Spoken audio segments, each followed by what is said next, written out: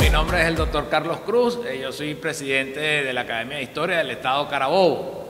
Hoy vamos a estar conversando un poco sobre un hecho muy particular en la historia de Venezuela y que también se conoce muy poco, aprovechando pues los eventos que está organizando la Alcaldía de Valencia en el mes de noviembre. ¿Cómo es que es el tema de lo que está haciendo la Alcaldía en noviembre? Expo Valencia, entonces voy a volverlo a hacer porque sí. Ok, entonces voy a arrancar de nuevo. Hola, mi nombre es el doctor Carlos Cruz, soy presidente de la Academia de Historia del Estado Carabobo y estamos aquí acompañando a la Alcaldía de Valencia en esta organización de la Expo Valencia Online 2020. Vamos a tener hoy una conversación sobre un tema bien particular de la historia de Venezuela, poco conocido, pero que a la vez también es simpático y es interesante que la gente lo conozca. Se trata del acuerdo de concordancia entre la Iglesia Católica y el gobierno venezolano en el año de 1814. Pero para ponerlos a todos en contexto es importante hacer una especie de introducción recordándole a la gente que para la época de la colonia, y eso se mantiene todavía en la actualidad, la Iglesia Católica se dividía en dos partes que llamamos el clero regular y el clero secular. El clero secular es los sacerdotes que pertenecen pues a las arquidiócesis, y el clero regular son aquellos sacerdotes que pertenecen a diferentes órdenes religiosas como los franciscanos, los capuchinos, los dominicos, los jesuitas. Bien, así también ocurrió eso en nuestra Venezuela colonial. Recordemos que, lamentablemente, la historia de Venezuela que nos enseñaron a nosotros en los colegios no tomaron mucho en cuenta la época de la colonia, y son más de 300 años de historia, por eso es importante recordar todas estas cosas, ¿no? Pues resulta que para el año 4 años antes del suceso de este acuerdo de concordato, en el año de 1810, debemos decirles que siempre otra distorsión de la historia, que se ha dicho que el 19 de abril se conmemora la declaración de la independencia de Venezuela, es un error para empezar por allí, ya que lo que ocurrió realmente el 19 de abril es que se creó la Junta Conservadora de los Derechos del Rey Fernando VII. Y eso posterior, ese proceso que duró 1 año y medio más o menos, entonces sí desembocó en la independencia de Venezuela en el año de 1811. Pero ¿qué ocurre allí? En aquel momento, cuando se hace la Junta para defender los derechos del rey Fernando VII, pues todo el mundo estaba de acuerdo que se seguía con el Imperio Español. Para esa época está llegando a Venezuela. Hay algunas discusiones, unos que dicen que llegó en 1809, otros dicen que llegó en el mismo 1810. Llegó el primer arzobispo de Caracas, que es Narciso Coll y Prat.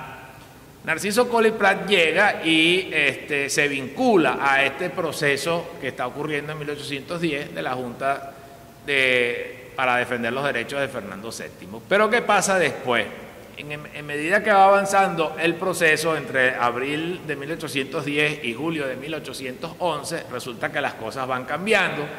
Recordemos que comienza a actuar la famosa Junta Patriótica, que hace mucha presión para que ocurran los cambios que al final terminan con la firma del Acta de Independencia, donde ahí sí hay una separación del gobierno de España.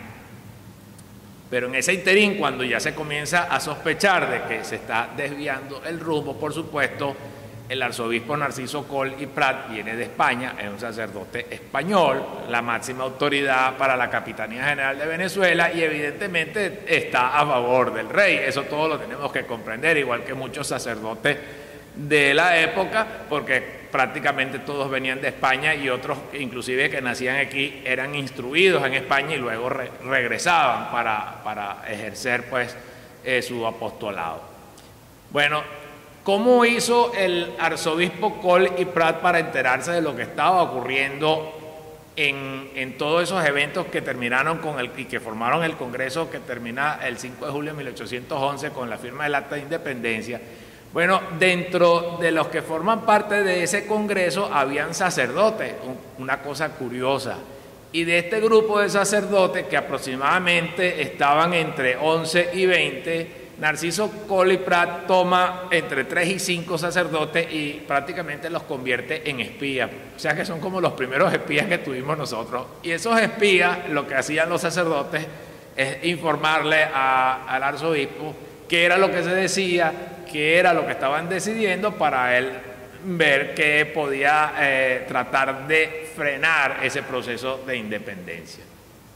Al final, esas intenciones de Narciso Colley Prat no tuvieron éxito, porque evidentemente pues se llegó a la firma del Acta de Independencia, a la separación de Venezuela de España, y curiosamente ya, digamos, los patriotas estaban sospechando de que había una especie de espionaje en esos días, y de hecho interceptaron en el año de 1812, ya un año después de la firma del acta, interceptaron cartas de estos sacerdotes con Narciso Colley Prat, donde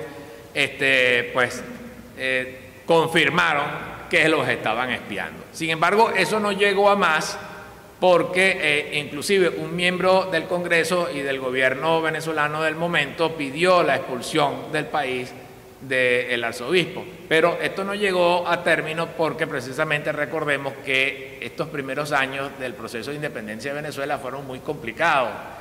Comenzó la guerra, se mudó el Congreso de Caracas para Valencia, después estuvo la llegada de Monteverde y después vino Boves, o sea que todo eso fue muy convulsionado y eso no terminó ocurriendo. Pues más Narciso Colley Prat termina en Venezuela hasta a la época de la batalla de Carabobo, todavía estaba aquí, se va el año siguiente. Entonces duró todo el periodo de la independencia. Como todos sabemos, este proceso de los primeros años de la independencia de Venezuela fueron muy cruentos y muy problemáticos para todos nosotros, e inclusive desde el punto de vista bélico fueron fatales, porque ocurrieron muchas derrotas. En el año de 1814, cuando Boves está ya en pleno apogeo y ya estaba haciendo todos los desastres que hizo en nuestro territorio, sus presencias sangrientas donde murieron muchas personas, hubo una reunión en Caracas donde ya se planteaba pues la situación de que había que evacuar la ciudad de Caracas. Pero no solamente eso, sino que los patriotas en ese momento también no tenían dinero y necesitaban dinero, pero ¿de dónde lo iban a sacar? Entonces hubo un grupo que se acercó a las altas autoridades de la Iglesia Católica para hacer una reunión y convidarlos o solicitarles que los ayudaran económicamente. Bueno, ese evento se realizó en Caracas, donde una de las máximas representaciones por parte del gobierno venezolano de entonces fue el valenciano Miguel José Sanz, prócer de la independencia, y que curiosamente también muere en ese año de 1814 en la batalla de Urica, donde muere también Boves a finales de 1814. Ahí participaron todas las altas autoridades del gobierno venezolano, gran parte de la sociedad caraqueña de entonces y la alta jerarquía de la Iglesia Católica, a excepción del arzobispo Narciso Colley Prat, que en ese momento, y gracias a Dios, no estaba en Caracas. Y yo creo que por eso, mi opinión muy personal, de que eso terminó concluyendo así, porque él no iba a estar de acuerdo con esa situación. Al final llegan al acuerdo de que la Iglesia recoge toda la plata y todas las joyas que tenían las iglesias y se las entregan a los patriotas. Por cierto, hay un detalle en un libro del doctor Jorge Olavarría, donde equivocadamente dice que los patriotas le robaron el dinero a la iglesia. Eso no es cierto, porque está el documento que yo les menciono del acta de concordancia entre el gobierno venezolano y la Iglesia Católica, donde la Iglesia Católica le hace la entrega de toda esta cantidad de joyas que concluyeron en colocarlas en aproximadamente unas 11 a 15 cajas full de plata y de joyas. Cuando ocurre la emigración hacia Oriente, entonces comienza a salir toda la población caraqueña y las cajas con todo este dinero se lo entregan a unos personajes curiosos también de la historia de Venezuela, que son unos piratas de origen italiano de apellido Bianchi. Estos piratas estos piratas son contratados por los patriotas precisamente para ellos sabotear los movimientos de los barcos españoles en las costas venezolanas. Para la época, los patriotas tenían una deuda de aproximadamente 50.000 pesos con estos hermanos Bianchi. Cuando los hermanos Bianchi se montan sus cajas, las cajas de plata y joyas de los patriotas, la llevan, se van, y resulta que llegan hasta Margarita, pero ellos deciden quedarse con todo ese tesoro, ¿no? Y se arma el escándalo. En ese momento, para entonces no era general, pero Manuel Piar acusa a Simón Bolívar y a Mariño de haber estado en confabulación con los piratas italianos, y de paso dice que ellos se robaron todo ese tesoro. Bolívar y Mariño salen a Margarita y se reúnen con los piratas italianos. Me imagino que a los piratas le dicen: bueno, tú me debes 50.000 pesos, tienes que pagar. Y bueno, llegan a un acuerdo. En el acuerdo ellos se quedaron con 2/3 de la joyería, y devolvieron toda la plata. El otro restante de la joyería le entregaron a Bolívar y Mariño 2 barcos. Bolívar y Mariño regresan con todo eso al Oriente, y allí, por cierto, ocurre otro episodio extrañísimo, porque como ustedes saben, al principio les dije que Manuel Piar había acusado de robo a Bolívar y a Mariño, y Manuel Piar pone preso a Bolívar y a Mariño, que es un caso también poco conocido en la historia de Venezuela, y que quizás responda a lo que posteriormente ocurrió finalmente entre Bolívar y Mariño, ¿no?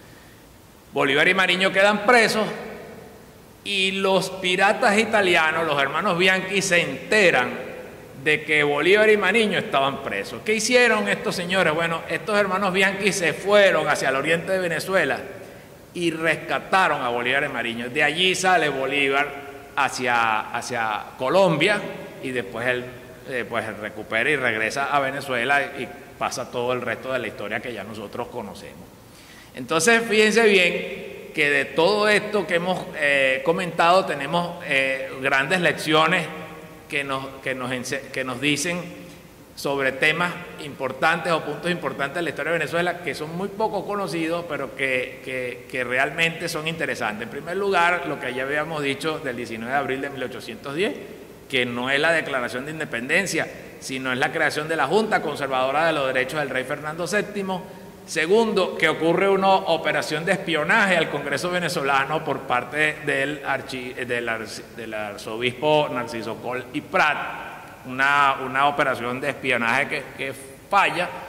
En tercer lugar, tenemos que existe esta acta de concordancia donde la Iglesia Católica le entrega todas las pertenencias que tenían, todos sus tesoros, a la causa patriota. Y por último, ocurre el curioso y hasta folclórico hecho de los hermanos Bianchi, que se llevan el tesoro, después es rescatado, y posteriormente ellos van a rescatar a Bolívar y a Mariño. Fíjense bien que uno, haciendo alguna hipótesis al aire, pudiera decir que a lo mejor hasta estos hermanos Bianchi salvaron la vida de Bolívar y Mariño, porque si para la época estaban acusados de robo y de traición por haberse llevado el tesoro que era de los patriotas, muy probablemente a lo mejor hubieran terminado fusilados Bolívar y Mariño por ese hecho si no hubieran sido rescatados por estos hermanos italianos. Así que bueno, eso es todo y muchas gracias.